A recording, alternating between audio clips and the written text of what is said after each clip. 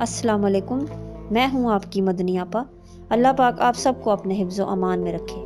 मेरे चैनल पर आप सबको खुश आमदीद। हर किस्म की ख्वाबों की ताबीर जानने के लिए हमें सब्सक्राइब करें और बेल आइकन को क्लिक करें। जज़ाकल्लाह। आज जिस ख्वाब की ताबीर मैं आपको बताऊंगी वो है ख्वाब में अमरूद देखना या खाना।